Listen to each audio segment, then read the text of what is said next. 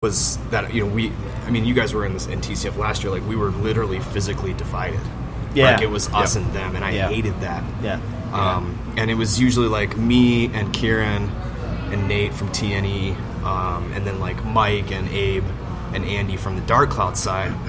But having a physical barrier is so much more than just having a physical barrier. It feels like there's it plays with your head. It's a mental thing. Like, it's not totally. There was no unity. There was no unified sound, and not that it sounded bad, because I think we sounded really good last season. But after a few matches like of playing that drum, I said we gotta figure this out next year. Like, we cannot have this divide. Like, it cannot be TNE drummers and Dark Cloud drummers. We can't have that next year. It has to be unified.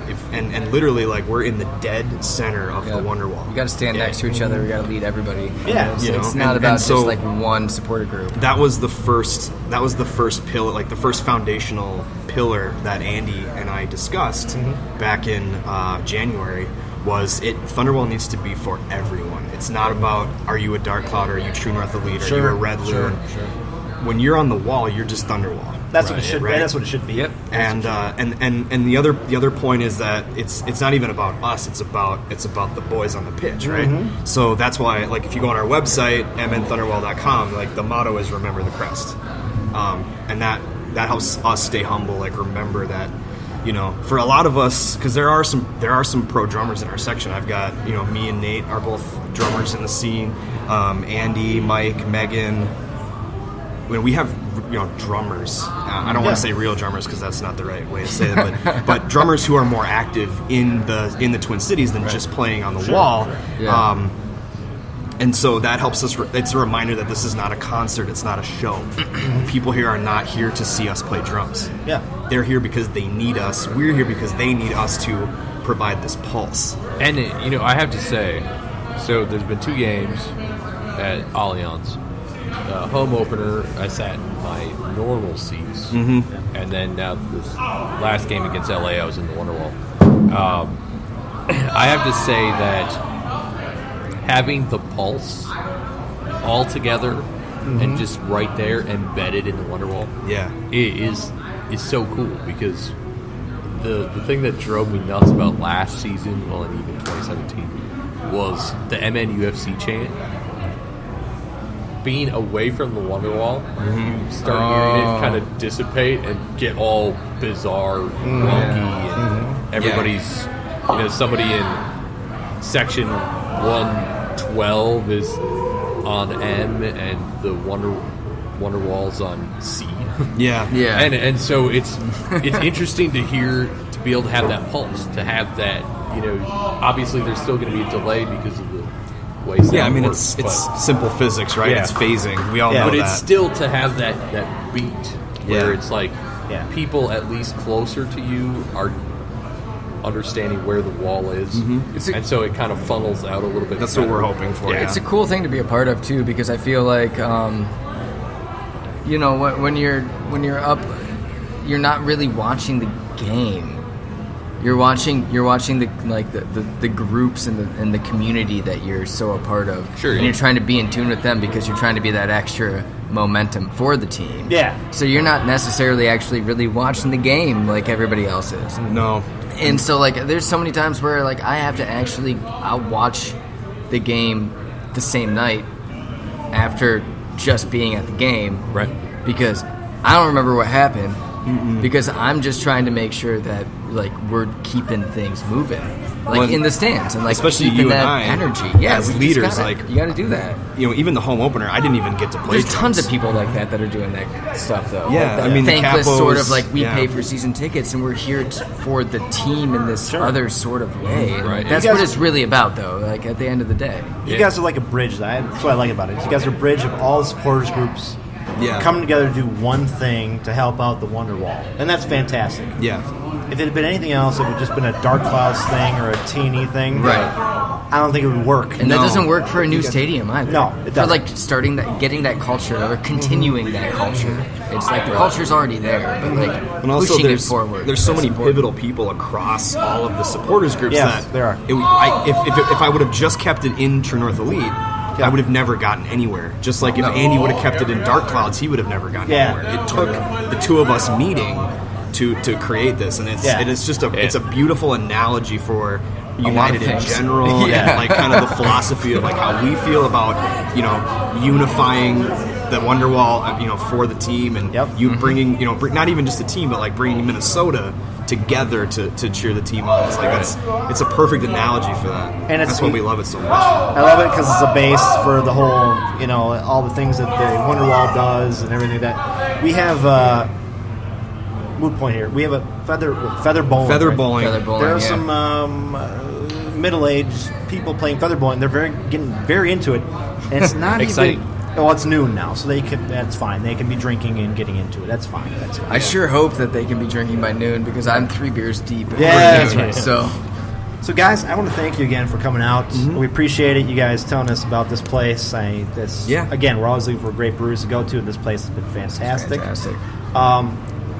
Let's get into some Kaku. I have one more question. Well, go ahead and answer. Sure, and I want to plug too. Oh yeah. Go ahead. So,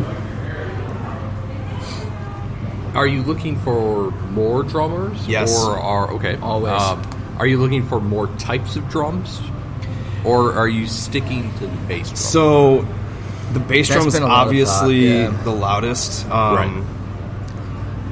Honestly, like I'm trying to purposely rein myself back on like getting too far ahead. yeah. Right. So like the last 4 months have we've only been singularly focused on home opener. Right. And so I'm purposely keeping myself one game at a time to see how it goes. Because like last time we didn't even know if we were gonna have enough space for all the drums that we do have. Which, by the way, we do. Which, by the way, yeah, we do, but barely. Like, I think 10 drums is probably the max we're going to fit in that section. Yeah.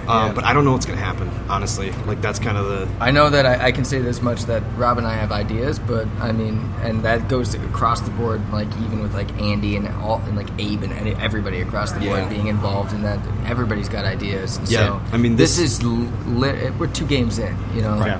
This year we very much had to like act like a startup and just kind of roll with it. Yeah. But next year, because we're a committee of Wonderwall, we'll have a budget and a voice. Mm-hmm. So we'll be able to say, hey, we need this drummer, knew this or knew that. So that's exciting too. You got to kind of prove your worth before you can start asking for things. Do you guys need a tambourine? Because I play a mean tambourine. Come on by. I don't know if anyone will hear it. I don't think they will. You're welcome to come play. My daughter plays recorder. You guys need a recorder. She's into that stuff. So yeah. Have her Can she sign keep up. tempo? We got a wood block. wood block. Hey, wood block. So yeah. So your plug. Yeah, so the last thing I want to say is Andy say. worked his ass off and made a beautiful website for us. It's mnthunderwall.com. So on there you can read basically the whole story, like I just told you, our mission statement. We have bios for some of the members on there, so you can read about who's who. It also has a sign-up sheet, so you can sign up for Thunderwall. The big thing is we're never going to say no to a supporter. We're never going to hold auditions. It's never going to be about that, right? Passion for the team and your wanting to be in Thunderwall is way more important than how good you are at drums. Nice. Right? So yeah, that's it. Otherwise, you can follow us on Twitter at MNThunderwall. You can also email me or Andy, so it's Rob, R-O-B-B, or Andy, A-N-D-Y, at MNThunderwall.com. No one's ever emailed us, but if you feel like you need to, I'm waiting for a noise gate. Does anybody ever? That's the thing. I always look at that. We have email addresses for ours too, and it's like everybody always gets us through social media. It's it's super easy. Email. So again, I'm really kind of waiting for the first email. I am too. It's going to be some like, buy this pill to make your, larger. Right. Yeah. That's what's going to Your ego. Yeah. Ego. Just as an aside, the match day team for Wonderwall already got their first Flaggate email of the season, so we all we all celebrated that in the Slack thread. We got the first flag complaint. Woo! There you go. Very cool. So yeah, hit us up. We always need more drummers. Yeah. So thanks guys for coming out and hanging out with us, drinking some beers. Of course, it was a pleasure and an honor to be on the You guys, podcast. again, are going to stay with us for the rest of this podcast. Oh, yeah. We're going to talk about Kaku now. Oh, my God. I can't wait. And his wait. whole thing in KC, kicking the ball at a fan. Yeah, I don't. Okay, first off, I get frustration happens, right? I mean, we have weeks ago, we had Francisco, which we mentioned. Francisco Calvo threw the ball away into the stands, and he got a second yellow and a red card. Yeah. You make dumb decisions when you're passionate about something and you're in the heat of the moment. Players, in fact, actually, against LA, there was a time-wasting yellow because somebody kicked the ball away. I can't remember who was. Okay. So it happens. Of course, it happens. But, my God, Kaku literally It was a rocket. wound up. Yeah, that was a and rocket kicked of a it shot. into the stands, Yeah. right into a fan. There in his face. I love that the replay. You can see the guy stand up and yell at him. Yeah. And for a moment, you're like, that guy's about to get it, and then Yeah. boom, the ball comes Boom, flying yeah. in from the side. That's Yeah. not- It was almost like the cameraman knew that was going to happen before it did, because as soon as that Zoomed guy in. stood up, it was right Zooms in, there. yeah. Right. Let's play the devil's advocate here. I saw some people on social media saying, "Well, if you don't kick by a ball, don't sit there." Right. I saw And that I'm going, Yeah. but there's the play had ended. Yeah. You don't think you're going to get a ball kick to you when the play ends. Yeah. Well, and I think, didn't somebody from the Red Bull organization even make that comment? Yeah, they I might feel have. like They might have. might have been the I don't know. manager. But I'm not. If I'm at a game and I'm sitting right there, and I've been I was at TCF Bank Stadium for one of the what do you call it? The not the World Cup, but the International Cup. Internet. Oh yeah, the internet. And we had front row seats for that game. And my deal is this: I know a ball could be kicked in my face at any point. Yeah. But the ball is dead. I'm not thinking of that. I'm kind of in, okay, now the ball's dead and whatever. And that was a dead ball type situation. And so I'm sure that guy was thinking, it's the best time to yell at Kaku for whatever he was doing. And Hey, he took his chance, right? Took his chance, and then a ball kissed his face. And I'm going, okay. Honestly, I think that's the right of the fan, though. The fan has the right to yell, Of course he does. Of course he within does. reason, always. Right. But they have the right to be a fan Sure. and be Sure. upset and heated and yell things into the at the field. I've always believed that as a Like- fan, you can do that type of stuff to a degree. I'm not talking about within reason. racist stuff's not cool. No, throwing swearing, beer cans. not cool. No. Not cool. I used to be at Timberwolves games. I was at a game once behind the one of the ends there, and they were playing the Nets. It was Kerry Kittles was playing, and I was yelling at Kerry Kittles for being drafted number 5, and so was drafted after you, and so was drafted after you, and they're better than you, and blah blah. And he actually looked at me and kind of gave me a, yeah, I know type of deal. But I wasn't going after his mom. I wasn't saying racist stuff. It was you're all jest type of stuff. Yeah, which is fun. That's It's what's fun literally about fan sports. business. Fan business. Exactly right. Yeah. Keeping it to that fandom. Exactly and right. that fandom alone. Go ahead, do it all Yeah, you want. yeah, Just don't make fun of anybody's.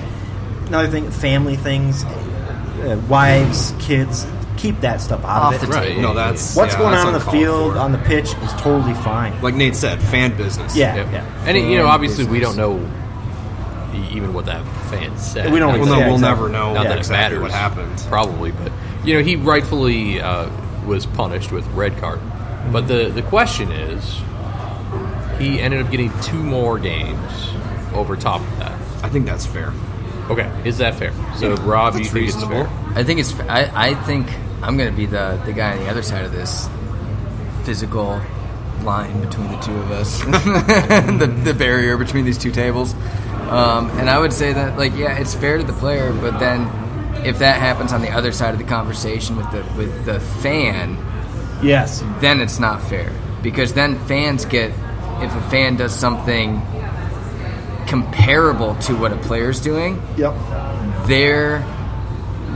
what happens to them as an aftermath to that action They're kicked out for a whole year. is way different Yeah. than what happens to a player. Well, That's not okay. No. And so there needs to be some form of meeting in the middle on that, where either the player needs to have a harsher disciplinary kind of response, or obviously that response to the fan needs to go down. Right. Because a fan because I know we were talking about. Yep. I don't know if you want to talk about the beer. I don't know. The Yeah, incident so I believe it was the Minnesota-Atlanta game. I think so. The Cauldron brought the game up as being Atlanta. I think it was Minnesota, where a fan threw a beer at the referee. Yeah, from the corner. And he was banned corner for flag. life. Yeah. Yeah, bad for life. Now, it's a beer. a beer Which- can. A beer, like if you want to talk about